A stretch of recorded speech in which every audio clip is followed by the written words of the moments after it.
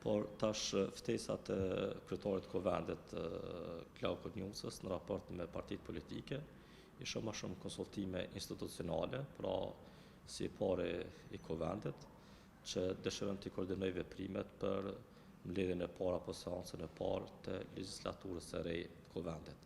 Ndërkaq në njëjtën kohë ne jemi dëshmitar që kreu i vetëvendosjes Albin Kurti po i fton liderët politik për takime, ka raportime në media për takime larg opinionit publik, pra sikurse ishin takime gjatë vikendit me kreun e nismës, dhe sot kemi një ftesë publike që i drejtohet kryetarit të LDK-s për takim.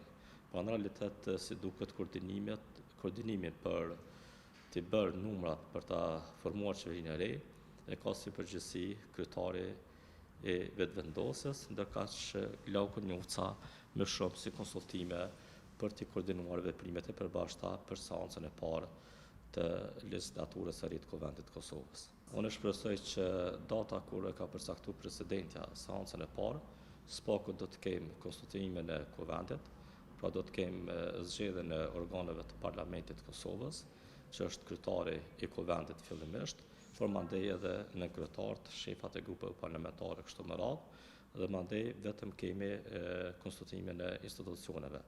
Në bazë afateve kohore, 15 ditë do të ketë në dispozicion partia fituese, pra partia e parë, që të siguroj numrat për ta formuar qeverinë e re, dhe shpresoj që do të ketë sukses në periudhën e parë, nëse nuk kemi formim të qeverisë në periudhën e parë, atëherë kalon tek partia e dytë.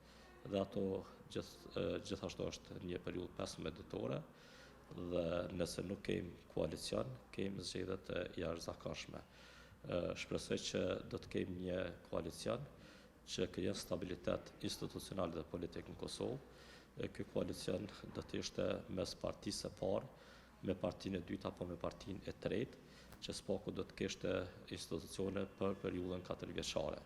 Çfarë do qeverie tjetër, besoj që Kosova do të pësojë në gjitha aspektet, duke pas parasysh edhe zhvillimet në arenën ndërkombëtare. Po unë besoj që s'paku këto takime në aspektin formal do duhet të ishin pjesë e kulturës demokratike. Edhe pse LDK deri me tani publikisht është pozicionuar që nuk dëshiron të jetë në koalicion me vetëvendosjen, por të njëjtën kohë ka një kriter sa i përket qeverisë e opozitës, pra e kërkon pozitën e kryeministrit. Besoj që këto janë zotime publike dhe do duhej me qëndru partitë politike pas. Kështu që takimin, nëse shikojmë pozicionet e LDK-s, është vetëm takim formal, por jo me ndonjë marrëveshje eventuale. Gjithherë duke referuar deklaratave dhe zotime publike të kreut LDK-s Lomera Abdixhikut.